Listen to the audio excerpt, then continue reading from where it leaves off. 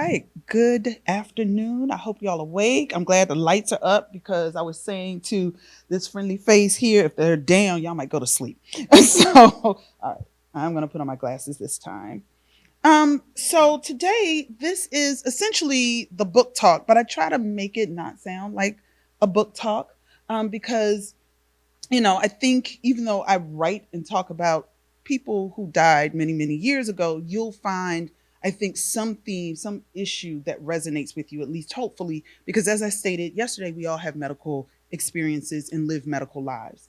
So let me begin with a point of origin story. I am the daughter of someone who worked at the National Archives for over 30 years, and never did I imagine when I was growing up that the archives would be so central to my life.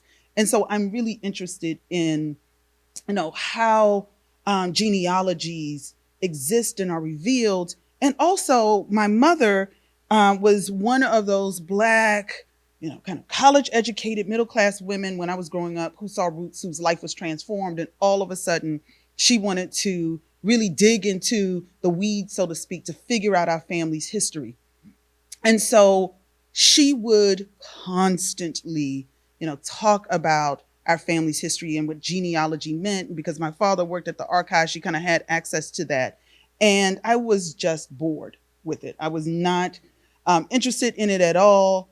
And once again, a few decades later, here I am, giving talks about what genealogies reveal. So, how did people become interested in a book on slavery and medicine? Not necessarily a hot, sexy topic when you enter into the PhD program. I entered into a program where people were like, I want to write on hip hop and the Panthers and, all of these kinds of things. And I was like, I'm doing old school 1970s plantation slavery, and so they're like, oh, good for you, Deirdre. I hope you find a job. and now I'm the one where they're like, can you help me find a job and write a letter of recommendation? So you never know how things will turn out. So how in the world did I, not doing this kind of sexy topic, um, end up with this book that people were really interested in, and they also saw themselves in the stories, or they related to it in some way. And it happened a little bit through, I think, kismet, but also a political moment. And so many of you remember, you might have been in college or high school, but you remember just a few years ago, about 2017, 2016, 2017, a number of college students, particularly in the South, were really raising an issue around the removal of Confederate statues. And so a lot of Northern folk, and maybe those of you who live in the Midwest, thought, "Oh, okay, we don't have to deal with this." But in New York, there was a statue of James Marion Sims that sat across the street from the New York Academy of Medicine, but also in Central Park. And so grassroots organizations and that's called East Harlem, in that East Harlem community had been raising the issue of having the statue removed for about a decade. Marina Ortiz is the founder of the East Harlem Preservation Society, who I'll talk about in just a minute. But she had been really advocating for its removal since 2008. Nobody paid attention. And then all of a sudden, you saw people toppling statues at campuses, desecrating them, vandalizing them, protesting. And so the country kind of paid attention. For me, it was, and this is the statue that was, notice past tense, in Central Park. I'll talk about its removal in just a bit. So all of a sudden, right, New Yorkers are having to confront and contest the legacy of James Marion Sims, who later was known as the father of American gynecology by his peers. So all of a sudden, August 2017, I started to hear some things from friends. Hey, did you have anything to do with this F white supremacy rally that's going on? And I'm like, no. I later found out that the Black Youth Project 100 organized that. And then I later found out, after speaking with the vice president, I couldn't have organized it anyway because it's for people who are 30 and under. And let's just say that ship sailed many, many moons ago. Right? So this picture, some of you might have seen this picture, went viral. The woman who has on the head wrap, Jewel Cadet, was the vice president. And she's the one who staged this political protest in front of the Sims statue, Posted it, it goes viral. All of a sudden, my phone is blowing up, emails, people are slipping into my inbox. That doesn't happen when you're a middle-aged married woman. At least it doesn't happen for me. So I'm like, what is this? And they're all like, did you have anything to do with it? Oh my gosh, what are your thoughts? And I'm just kind of like, what in the world is happening? And then I get the email from my editor.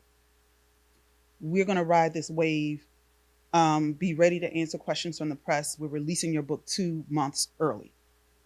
So I'm like, okay. So I'm literally being transformed from a Queens College professor of African American history to the country's foremost expert on James Marion Sims. And all people are interested in is, do I think the statue, does it need to be removed? What are my thoughts on this? And I did not want to play that game because I thought, well, since I have the microphone, so to speak, and since the spotlight is on me, this is the opportunity to not do what they want me to do. And I was a journalism major as an undergrad. And so I kind of knew in some ways the ins and outs of journalism and that they were looking for the hot take. So I never answered the question, right? I said, well, it's a little more complicated than that. And I'm not necessarily invested in that particular protest. That's not my protest. But what I like to do is shine a spotlight on the legacy of medical racism that Sims helped to create. And so I constantly pushed that narrative because most Americans have no idea about the history of American medicine, slavery, race, or experimentation. In your generation, you learned about Henrietta Lacks. In mine, I heard about Tuskegee. That was it. And so this was an opportunity for me as a professor to do what we are supposed to do, which is teach and not just give them the kind of sensationalist answer. So a part of my resistance to that is the way that the question had been set up, an either or kind of question. And most historians will tell you about, the kind of superficiality of either or questions, right? I come from a tradition of both and because it's much more complicated. And so the title of the South Carolina Post and Courier newspaper, which came out a little earlier that year, I had been interviewed for that, was Savior of Women, a Medical Monster, the fraught legacy of South Carolina's most infamous physician. And although Lauren Saucer, lovely person, I remember telling her that I didn't feel comfortable, just reducing this entire discussion to the statue's permanence or removal. And that for me, it needed to be a robust and complicated conversation around what the actual legacy of Sims was with the not the creation, but the advancement of modern American gynecology. And I also wanted to get away from exceptionality narratives. People love a villain and a boogeyman. And when you say to them, and I've gotten some resistance from folk initially until they kind of read the history or we have an extended conversation, they want me to say he was a butcher. He was a barbarian.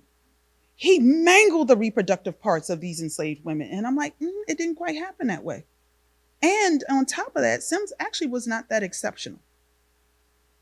He was quite ordinary for his time. And so I remember having the conversation with a young woman, Jewel Cadet, and she was like, well, I was like, calm down, sister. I'm going to give you the book for free so you can read it. And then we can have a conversation, right? This is not me defending somebody who doesn't need my defense. But this is saying, if you make him out to be the boogeyman, then that means you're not recognizing that this man is literally, he had inherited a cultural practice and training that had existed centuries before. He literally was doing what every other white elite medical man had done in the United States, but also in Europe, in the other America, in South America, and in the Caribbean. He was no different. And I remember having to say that at the College of Charleston that still has a James Marion Sims Society. And it was like a group of old, angry white men like this. But by the time of the book talk, they were like, slow clap. All right, you've convinced me. So I'm like, if I could get past them and they could, well, young lady, I was interested. I didn't think about it that way. I'm like, that's my job, right? So number one, getting rid of the exceptionality narratives, the either or binary discourse, and showing folk, and I did that, I was intentional, showing folk that the ways in which we tend to think about these boogeymen of history needs to really be teased out. So I did that with chapter 1 of the book. I essentially give you all of the major names of these men who had been advancing and developing gynecology. And so it was my way of answering the exceptionality question and showing, in fact, he wasn't that different. And there were certain things that he did well, self promotion, that kind of thing. As a medical entrepreneur, he got, and he essentially created a surgical practice that eventually succeeded.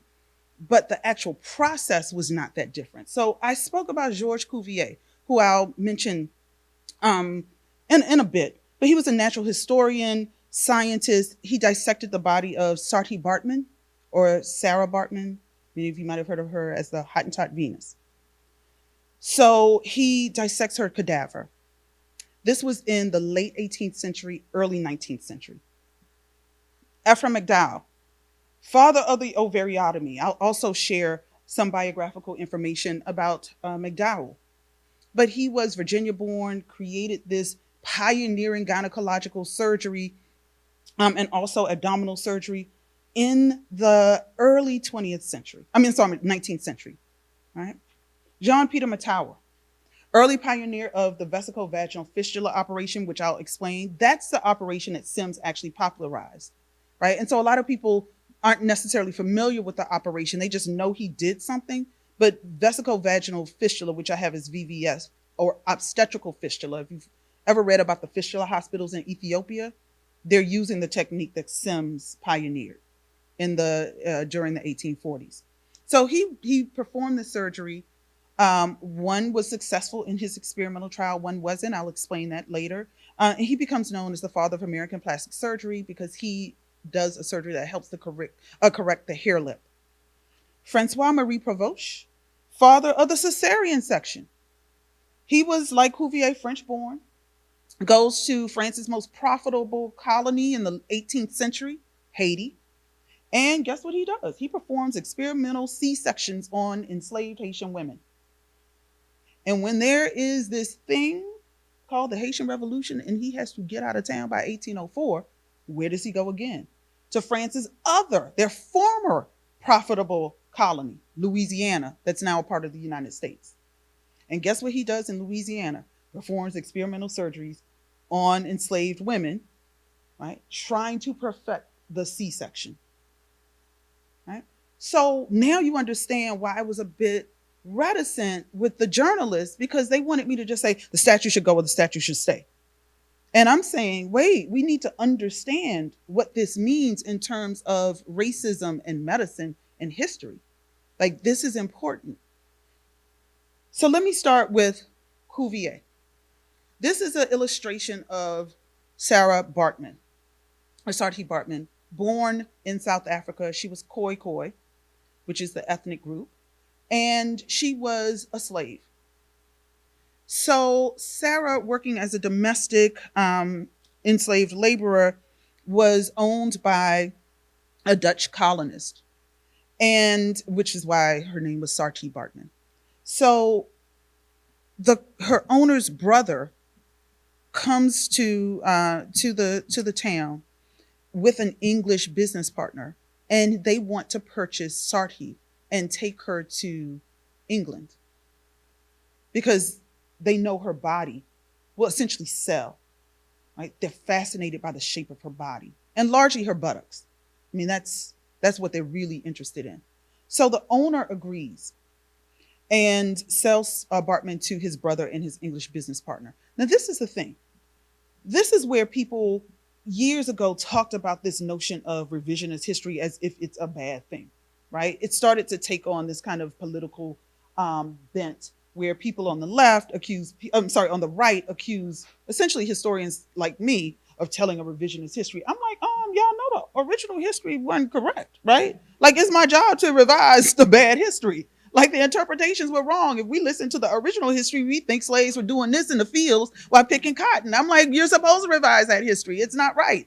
So the old history was Saartjie Baartman was, she had been propositioned with this offer to go across the ocean to England to live a life of, fame.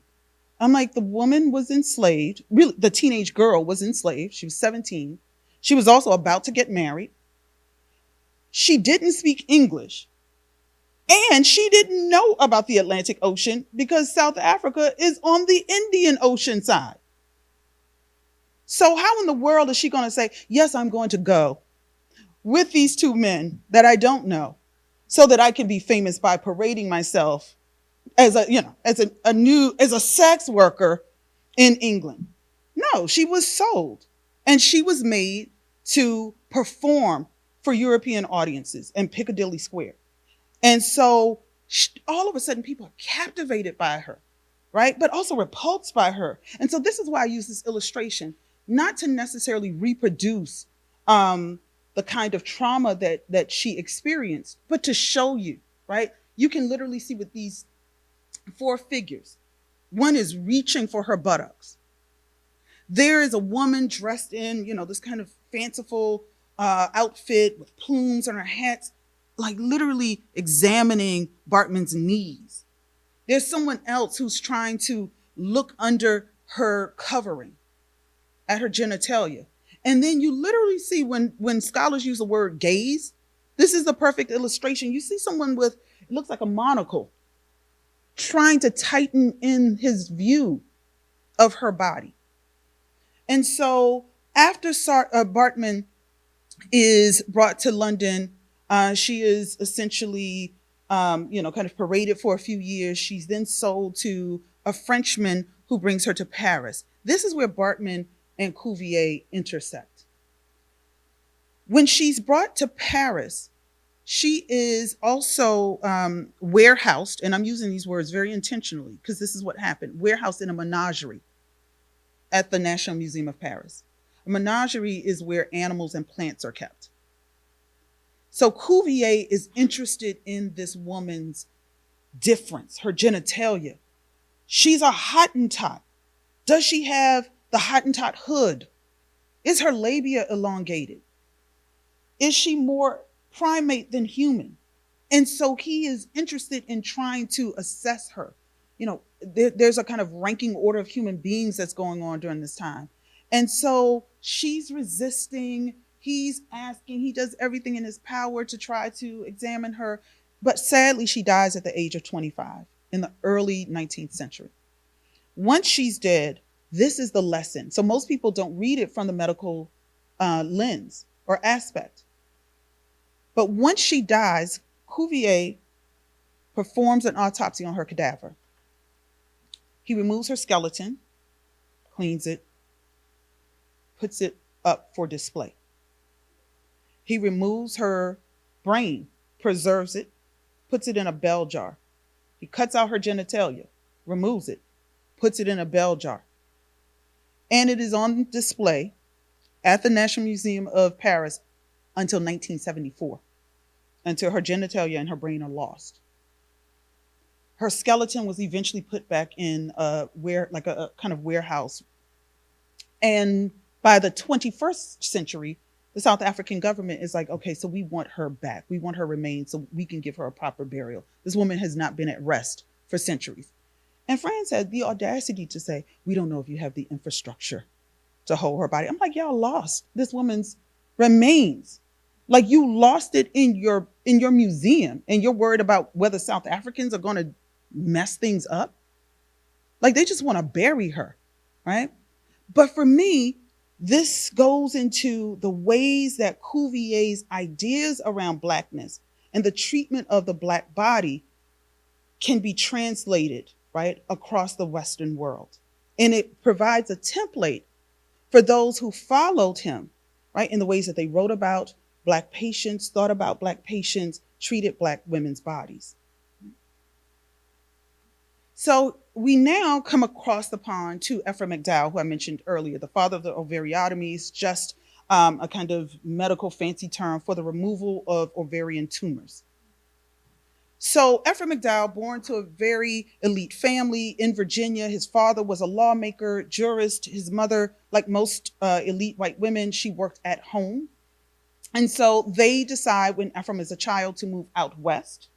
Back then, that meant Kentucky. So they moved to Kentucky, a little town called, I think, Danbury. So McDowell decides he wants to become a doctor. And back then, you didn't, and this is in the late 18th century. Back then, you didn't have to go to med school. You could apprentice. And so he and a friend from the town, they apprenticed for the local doctor. Now I'm giving you this because this is real important. So hang on to this information. The doctor was also known as the town drunk. Don't judge me, judge them. So the doctor is the town drunk. This is important. I'm gonna tell you why. Ephraim McDowell and his apprentice, the co-apprentice, are angry because the doctor's the only one who can examine and touch patients, and they can't. And can you imagine, like, going into, like, your students, but you can never actually take notes. You can't speak in class. All you have to do is just sit and observe, right? So they're angry about this. And they decide they are going to perform an autopsy because they find out that an enslaved man had recently expired. So they go and they dig up the corpse. There's a name for it. It was called grave robbing. Right? I see my biology side. It's like, yeah, there's a name. The anthropologists probably know about this as well. So they essentially grave rob this man's corpse from his owner. This is the thing, the value of even a dead body that used to be enslaved. There is medical value that's attached to even the afterlife of slavery. Hence, look what happened to Bartman, right? The kind of value of her cadaver for the production of medical knowledge, which is why it was on display. So they perform the autopsy and then they finish, they figure out everything they feel they need to, boom, they put it back in the ground. But it's a small town. If any of you are from a small town, you know there are always eyes. People are always watching. And so someone has told the owner. The owner is outraged. How dare you take my property and desecrate this body? This is the thing, right? Ephraim McDowell and the co-apprentice lie on the doctor because, of course, nobody will believe that we did it. We'll say it's the doctor since he's the town drunk. But there were too many witnesses. So Ephraim McDowell's parents, in a panic, decide to send McDowell to Edinburgh in Scotland, which is arguably the best medical school in the Western world. So that's his punishment. We'll actually send you to medical school. Sounds like the kid with the affluenza in Texas, but I digress, right? So anyway, he goes to Scotland. He doesn't finish, but he comes back and he's a doctor. And all of a sudden, his world is changed. A white woman, Mrs. Merrill, comes to him in extreme pain. Her stomach is distended. First, he thinks she's pregnant. He then, after asking questions, her husband is with her, asking whether he can examine her. They say yes. Because that's the other thing too. Men typically didn't give examinations to women. It was considered improper. So he has to ask her permission. She says yes. Her husband consents to it. And he says, I think, according to my readings and my knowledge, you might have a tumor. I'll have to perform surgery. That sounds pretty normal to us, but this is the thing. It was 1809. You don't get surgeries, abdominal-based surgeries in 1809 because you will die. You will bleed out. There had not been in recorded history a successful case. The townspeople find out, they are livid because they're already like, you're grave robbing McDowell, and now you want to butcher this woman. So on Christmas morning at 7:00 in the morning, he gets Mrs. Merrill and her husband to sneak into his home, which also served as the hospital site. And he performs an abdominal-based surgery, removes an almost 22-pound tumor. Amazingly, she survives. And not only does she survive, she lives until her 70s. She was in her late 30s or early 40s when she came to him. So unlike our generation, where we are immediately like, I just ate pizza, it was great, and it's posted within 5 seconds, he doesn't publish, which is amazing. He decides, let me see if I can replicate this success. So he finds at least 5 negresses, as they were called, in Danbury, and over a period of about 9 years, of 8 to 9 years, he performs experimental surgeries to remove their ovarian tumors. Out of those 5 Black women, We know that one might have been a free woman of color, but the rest were enslaved, as they were called back then. One dies. We're not sure who dies. The rest live. So by 1817, McDowell says, okay, I've performed enough experiments. I'm now ready to publish. And he publishes an article and he is ridiculed roundly, especially by his European peers. And so one doctor, Johnson, writes in the Lancet, very prestigious medical journal coming out of England. He says, well, of course, he used 5 negresses.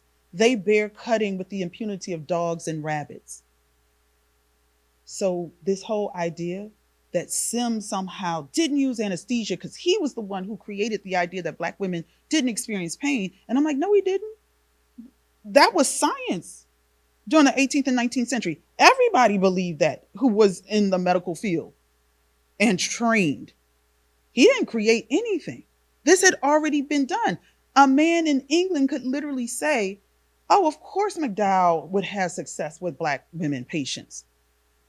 They're like dogs in terms of their reproduction, but also they don't experience pain. So when I'm saying he's not ordinary, I'm literally saying he's not ordinary because this has been proved time and time again through the medical writings of the time. John Peter McTower, another Virginia-born man, very elite family. He becomes president of a medical college. Randolph-Macon Medical College is no longer in existence, but he's also a slave owner. So was Ephraim McDowell. He decides that vesicovaginal fistula or obstetrical fistula is a problem because it is decreasing the value of enslaved women in particular. But it also, women are suffering from this. It's really common at that time. So he decides to experiment on a white woman and a Black woman. As you can imagine, the Black woman is enslaved, right? This is Virginia. So they're about the same age. How this condition is created after a very prolonged birthing process or labor session, extending anywhere from 2 to 3 days, there is what's called traumatic injury that happens because you can't expel the fetus. So there is in the upper vaginal area, of course, think about trying to expel something. There's friction that's going on. It creates fistula or holes. Guess what's above the upper vaginal area? The bladder. That's the vesicle. So now the bladder is exposed. The hole can be either microscopic or gaping. The end result is incontinence.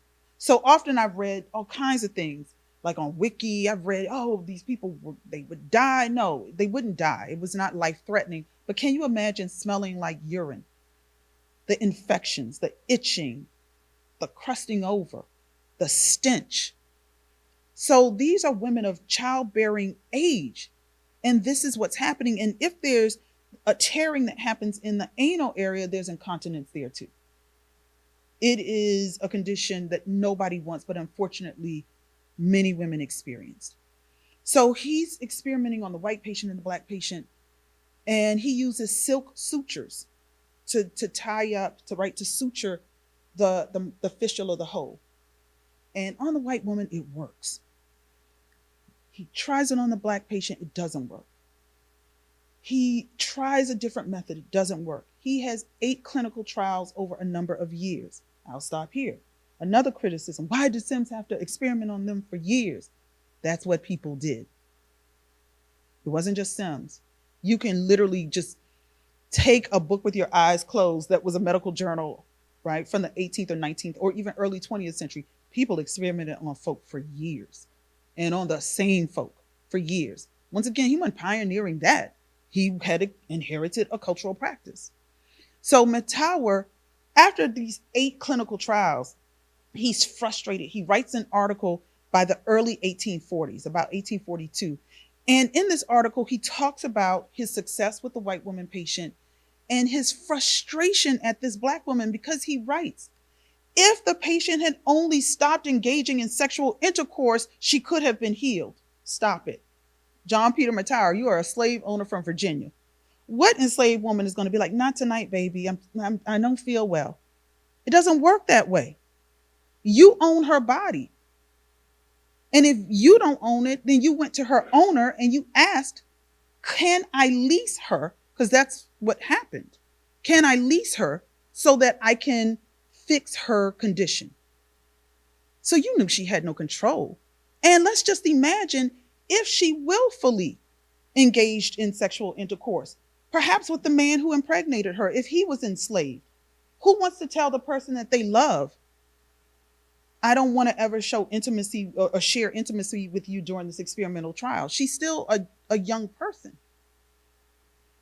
And if she wasn't engaged in a loving relationship with a fellow enslaved man or free man of color, then that meant, right, other white men had access to her body against her will. That is not outside the purviews of normalcy for an enslaved woman. Right? So for me as a historian, as I'm reading the source, I'm like, oh, good. Thank goodness he's not using euphemistic language. He actually is frustrated and he's sharing that. And you can see, right, just as clear as day, the different ways that women, although both were oppressed in their society, one is free and white, another is enslaved and black. And you can literally see how racism and slavery impact the ways that a black woman might not have been able to be healed in the same way. James Marion Sims, this is the person that everybody kind of focuses on. And I'm always like, I wrote a book, but a lot of people in it. He's not the central character, but he is the one that brings people in. James Marion Sims, unlike McDowell and Sims, was not born into an elite family, but a kind of middling family in upstate South Carolina. He decides against his father's wishes to become a medical doctor. Back then, medical doctors were not that respected. Many were seen as quacks because there were a lot of people who died or were damaged by going to the doctor, especially in the 19th century. Sims goes to med school in South Carolina, doesn't like the course of study, decides to transfer to Thomas Jefferson Medical College in Philadelphia, which is actually still in existence. And so Sims graduates. He moves back to South Carolina, gets married, opens up a shop, is doing quite well. And then something happens. 2 Negro infants die under his care. And the community is like, mm-mm. Now, this is the thing. I've read some folk who wrongly assert that he intentionally murdered these babies. Anybody in the 19th century who went to the doctor had a really good chance of dying. Because medicine back then was exploratory and risky. Period, point blank. Whether it was experimental or not. Nobody understood germ theory. At that point, he didn't even understand bacteria or cells. He wasn't using a microscope, right? So these 2 infants die, and the Lancaster, South Carolina community withdraws their support. Sims has to earn a living. His reputation is damaged. He then moves out west to Alabama. So he moves to Mount Meigs, Alabama, right outside of Montgomery, and he sets up a hospital. As he says, I had to prove myself, and I first had to start out with the rabble of my community. He described the rabble as the Jews, the poor whites, and the free N-words. And then he finally, does well enough where he's able to, to essentially treat good white people in Mount Meigs. And he's also able to enter into contractual agreements with slave owners. He is a middling slave owner in terms of his wealth and the numbers of actual bodies and lives that he owns. He wasn't a huge plantation slave owner. So he enters into contracts where he's like, okay, I can check on your slaves. I can examine them. Montgomery, like Mobile, huge slave market site. Montgomery even larger, right? So he's doing this. And one day, a slave owner, Tom Zimmerman, sends his slave to James Marion Sims because she suffers from obstetrical fistula. Sims was not known as a woman's doctor. So he says, there's nothing I can do. This is a common problem, but I can't do anything. So you can stay here in the hospital for the night, but you have to go back to your owner. But during that time that the enslaved woman has to spend the night in the hospital, a white woman comes in.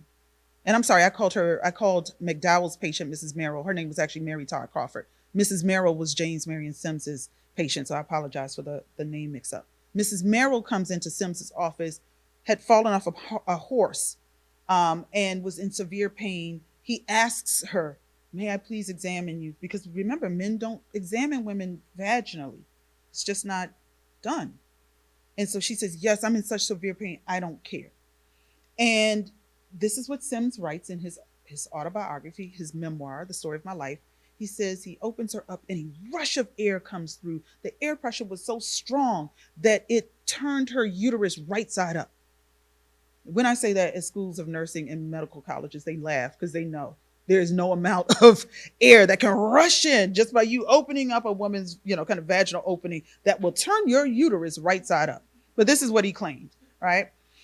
And so he gets the idea, if I can open up the vaginal cavity, maybe I can see what's going on with this enslaved woman who has this obstetrical fistula. So he calls her in.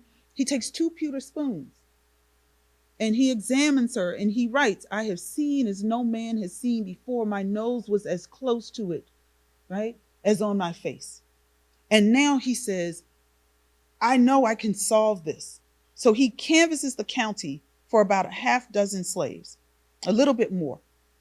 And he says, I have a little hospital built for myself. This is the actual hospital. And he commences, right? 1844. He has the hospital built and these enslaved women, and he gets to work with experimenting. Now, this is one of the major critiques. Sims didn't use anesthesia, and anesthesia was available, and he intentionally butchered these women. Okay, let me give you a history lesson. There was no such field called anesthesiology. So yeah, there was anesthesia, but if you don't know how to use it, why would you? He was also taught a course of study that was about, it was called the Heroic School of Medicine. So you purged people. You always wrote about your deftness, your hand art, as some doctors called it, right? You had to go in quick because you didn't want the patient to bleed out. Also in the 19th century, how do you know if a patient is alert while you're operating on them? They're awake. Because if I bleed out and I'm sleeping, I'm put in twilight sleep, as it was called, and you don't understand the dosage or anything, the person could be out for an hour or more and bleed out. So patients needed to be alert. Was it painful? Of course. Did Sims, like every other white medical man, believe that Black people didn't experience pain, or if they did, it was so minimal it didn't hurt them? Of course he did.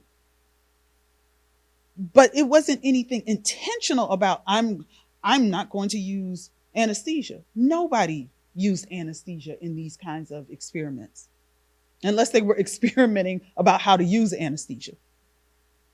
So that's number one. The other thing is he mangled and butchered up the Black women's bodies. Why would a slave owner do that? How do you think slavery was promulgated in the 19th century? Black women. This is how the incentive for changing essentially a law rooted in the British tradition around inheritance. In Britain, for over a millennia, if a child was born, it inherited the condition of the father, unless it was considered a bastard. And I'm using the language of the day. But the child inherited the condition of the father. Guess what happens in colonial Virginia and then every other colony in what becomes the United States? Black women have been having babies by white men and Native men and free Black men. So all of a sudden, white men are like, this is a problem, and Christian men. So now they have to literally change the law and turn it on its head. So now if you're an enslaved Black woman and you have a child, the child inherits your condition, right? The condition of the womb is what it was called. And they literally changed the law because it doesn't matter who the father is. The father could be Thomas Jefferson.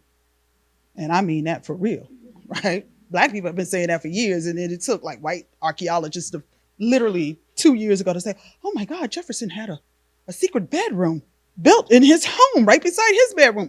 Really? But that's another story, right? And Black people have been saying that for years. Thomas Jefferson had Black kids. And it takes a Annette Gordon-Reed and a DNA test and a Pulitzer to essentially say what Black people have been saying for centuries. But I digress, right? So all of a sudden, colonial laws changed. And now if you are a Black woman who was enslaved, it does not matter who your father is. It could be a president, it could be a pauper, But as long as you are enslaved, the child now inherits your condition. Didn't work for white people anyplace else, but it worked for black people and black women in particular, in what becomes the United States. So they literally changed the law that had been a part of their cultural construct and legal system for a millennia because they knew how lucrative slavery was. And all of a sudden, you now have these women who are the engine, right? They literally are the engine for the maintenance of slavery in the United States. So Sims is not going to, as a slave owner, mangle any black woman's body part intentionally. In fact, the reason that the other slave owners in the community lease him these slaves is because they want these women's reproductive body parts to be restored. They want the reproductive health to be restored. It's lucrative. If you have a woman who can't give birth, that means you have decreased the value of your property. So Sims has this hospital built. As he says, I built a little hospital for myself. No, you didn't. You got your enslaved laborers to build a hospital for you. You aren't out there hewing wood. And but that's what people did. The other thing is, why in the world, with these half dozen enslaved women that he performed these surgeries on for almost 5 years, why would he make them serve as nurses and patients? Well, after 2.5 years, the two white surgical assistants that he had said, this is ridiculous. You're experimenting on these women. They're not getting better. I don't want to be a part of it. I'm losing money. They quit. What does a slave owner do? They ask slaves to work. Slavery is not some benign system. They work. That's the whole purpose. It's called a labor system for a reason. So of course he's going to have these slaves that are right in his hospital, his home, to assist him with the surgeries. Now, this is where I have to read against the grain.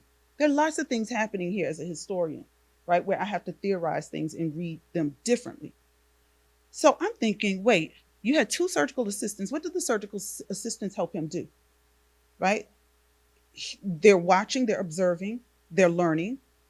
But also when it's time for operations, they restrain the patients, right? Because imagine you see somebody with a scalpel coming for you and there's no anesthesia, you're going to try and resist. Wait, why would you need two surgical assistants to hold down your patients if black people don't experience pain? That's number one. Number two, Sims, he, even though he did this, and he trained these women, he was taking care of them and he was providing them with skills. Oh, let's just say that's true. Let's just say it is. The thing is, how do you teach people really advanced surgical skills that nobody else had? Because he was essentially developing and advancing it based on his experimentation. How do you how do you teach these to people who science says women are a subset of men, people of African descent are intellectually inferior, and women are also guided by their uteri and not their brains? But yet you train black women to do the very thing that two white men were doing. I call it racial cognitive dissonance because I need to sound smart, right? But essentially, it's a hypocrisy. So people will read a thing, but I'm like, if you just look at the page of the people who act, and I'm not getting this from anybody but Sims. I'm reading his medical article, his words, and I'm seeing the very thing that is believed during that time period. He's actually going against it. Not in a way to say, I told you that these negresses are really smart. It's not that at all. But it shows the hypocrisy of slavery and these ideas around race. The other thing is, Sims intentionally hooked these women on drugs. He gave them opiates. Yeah, he did. Because guess what an opiate does? Bounds you up. Guess what he was suturing? A hole in the vaginal area or the anal area. So why would you want somebody to have loose bowels if they're supposed to heal? Now, would a dependency happen? Probably so. But he's doing it because the medical knowledge of the day says that if you give someone an opiate, they would experience constipation. That helps them heal. So when I have these conversations, sometimes with people who are just angry, and I'm not saying you shouldn't be. I mean, on a personal level, I find Sims despicable. He would have owned me. But I also as a historian, have to say we don't need to imagine things and create fantastical tales because the facts are already damning enough, right? The other thing that happens, right, with revisionist history, if you went to Wiki, just a couple of years ago, it say the first women's hospital was founded in New York, called the New York State Hospital for Women by James Marion Sims in 1855 in Manhattan. And in my book, chapter 1, first sentence of the first paragraph, the first hospital for women was founded in Mount Meigs, Alabama, on a little slave farm right outside of Montgomery. Because James Marion Sims wrote in his memoir, I had a little hospital built for myself for the treatment of women. I'm using his words, not mine. So how is it that this is erased, right? Even though it existed from 1844 to 1849, and then he sells it to one of those surgical assistants, Nathan Bozeman, who quit on him. And this is a picture from 1895. It was still used as a Negro hospital even at the end of the 19th century. So you can't just erase history. So I'm like, yeah, I'm revising the history because the history was wrong that you all wrote. Once again, I'm just using Sims's words from a direct source, right? So the other thing that I paid attention, I was sharing this with someone, with a couple of students in Dr. G's class today, and I was like, when you center the folk who you say you're going to center, you have to actually mean it and do it. And so I was looking to write a history from the patient perspective. The patients for me were enslaved women and poor Irish immigrant women, because Sims later does the same kind of experimental work on really poor Irish-born women in Manhattan. And in many cases, let's just say there was no incentive for him to make sure that their bodies weren't as damaged because they were free. So Sims, during this 5-year trial, has 17 slaves in his care. He either owns or leases them. Most of the women are leased. And so I'm in the archives with my mother, who kept bothering me. I want to help you do research. I was like, Lord, woman, okay, come on. But she was my lucky charm. I have to give her that. So I'm going through the census. I had read articles, books. The only thing they talked about, Sims owned or leased 17 slaves. This means he wasn't wealthy, he wasn't poor, he was middling, blah, blah, blah, blah, blah. And then I just say, okay, keep looking at the women, keep looking, who are these women? A census doesn't tell you much. You don't get a name of an enslaved person. You don't get their favorite color is lilac and they like long, none of that. You just get sex, male, female, race. And this is 1840 is really important because that's the first time that the census was actually taken that included Black people. So this was really like lucky for, I'm sorry, this was 1850, excuse me. So the census had already been established where Black people had been recorded. But 1840 was the first census that did that legally. So I'm looking at the 1850 census. So I'm like, who are these people? Now, this is the thing. Even though it was published in 1850 and Sims was finished with his experimental trial because he found as he says, he perfected it. He found a cure. The census is taken the year before, right? All the data is collected before. So I'm looking, I'm like, okay, sex. It says male, male, male, male, male, male, 5 males, 12 females, F. All right. I said, well, let me see if there are children and if any of these males are the possible fathers of these kids. All the males are 12 years and younger. So now that leads me to believe, okay, so these boys are the children of the women. So now I look at the women. So I take out the ages of the little kids who couldn't have given birth, 2, 5, that kind of thing. The much older women who probably were past, menopause, and couldn't give birth. And I'm just guesstimating. I don't know. So I'm kind of, what's the average? And the average is about 8 or 9. The same thing Sim said, a little over half a dozen. So I'm like, okay, this is consistent. Now let me look at race. N, because this is 1850. N, M, M. Who's a mulatto? The youngest person on the slave farm, a little girl. Bingo. This enslaved woman who we don't know who she is. In fact, we only had the names of 3 of the patients, Anarcha, Betsy, and Lucy, but there were other women. One of these women gave birth to a mulatto child during the experimental phase. This is why I don't have to create a narrative that makes it more horrible than what it is. This means Sims or someone, some white man had access to this woman's body, impregnated her during the experimental trial, and she gave birth to the only person on the slave farm listed as mulatto. And I had to hold on to that for almost a decade. And it killed me because it was in my dissertation, but my book hadn't been published. And I wanted to say so many things, but I knew that was the smoking gun. And what did I do? I just simply looked for the Black women and girls. That's all I did. People are like, this is brilliant. I mean, if you say so, but I really just looked for the Black people. That was all I did. It wasn't I didn't use a new methodological approach. There was no theory. I literally said, what if I centered the Black people and didn't worry about his wealth? That's the issue. Now we can start talking about the biomedical ethics of this situation, right? So Sims becomes world famous. He creates, remember those pewter spoons I talked about before? He creates as he says, perfects, because the speculum had already been used.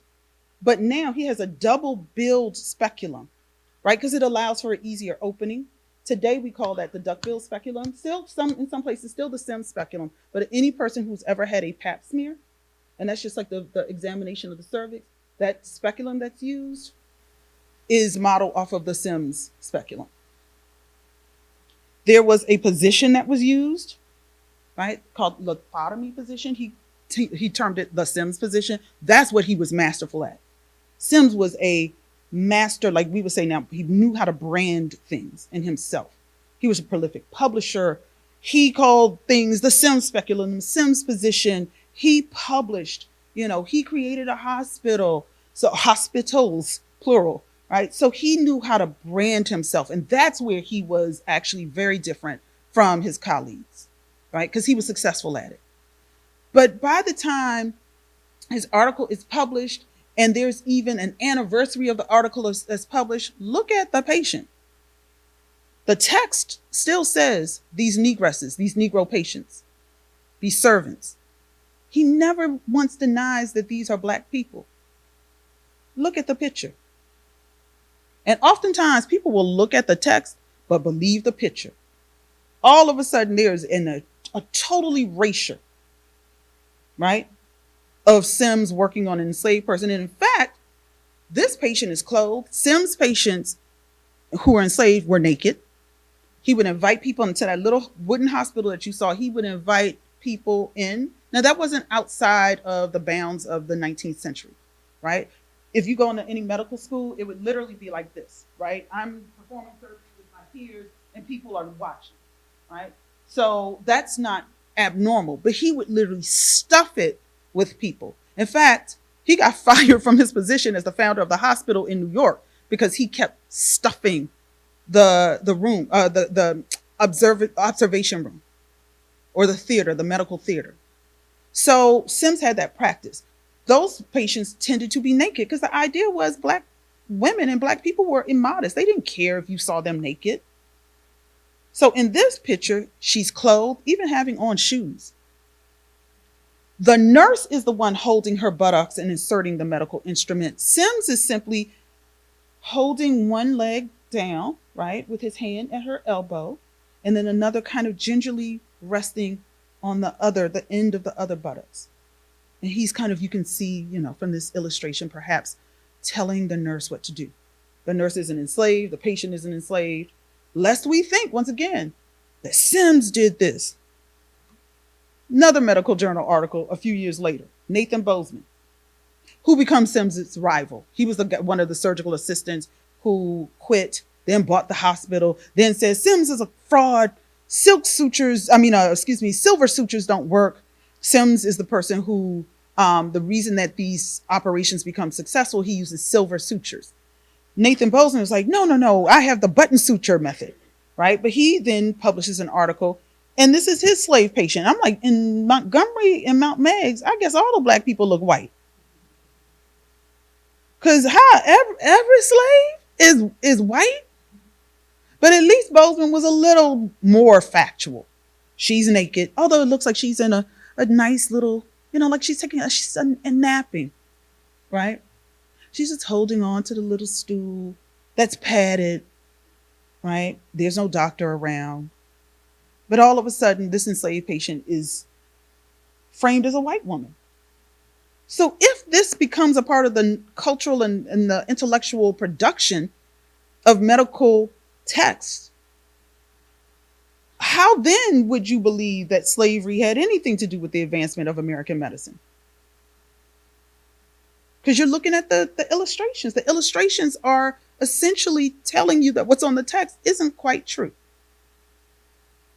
So that's what I wanted to get across, right? And that's why I didn't play nice with the journalists. And sometimes they were frustrated with me, because I needed them to understand the landscape of the 19th century and to see how all of those things work together and they coalesced into the legacy of medical racism, particularly with gynecology, obstetrics and gynecology.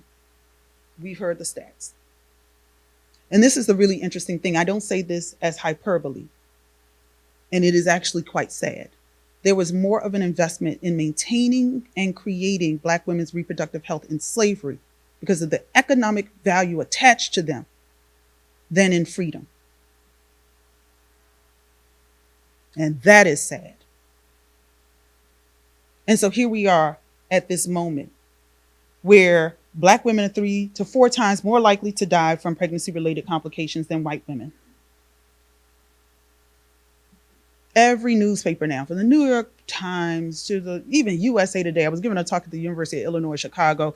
Go downstairs in the hotel and I was leaving Iowa to go to Chicago. And I remember in the hotel in Iowa, I pick up USA Today of all newspapers. And they're like, crisis, Black women are dying in childbirth. And I'm just kind of like, this is where we are with all of our advancements. And yet the legacy of medical racism stays. And if you were to look at the studies that have come out, I just taught this in my class last week, and my students were just kind of like, oh, 2016, I'm only beating up in on UVA because I was a postdoc there, right? It's not that I have any antagonism towards them, but I'm like, hey, I know it because I was there. 2016 study comes out based on 2014 findings, medical students and residents at UVA, 222, all of them white. Over 60% of them believed that Black people had thicker skin, didn't experience pain, that their blood coagulated or thickened more, and they had, less nerve endings than white folk. UVA is pretty elite. They let you know every day that is Mr. Jefferson's University. Trust me, I was there. Super elite. And this is what the medical students and residents believe there in the 21st century. And then we wonder why this is a crisis. That you go into a place where people don't even believe that you're in pain. Or they believe, we can do this because they have less nerve endings. They're not going to feel it. Or they're drug addicts, so we're not going to really give them pain medicine. This is the legacy, right? And so when I give these talks, I always want to remind people to think about these women, the mothers of gynecology, who literally helped Sims get it right. When the 2 white medical assistants left, who were the ones who helped them create success? The enslaved women.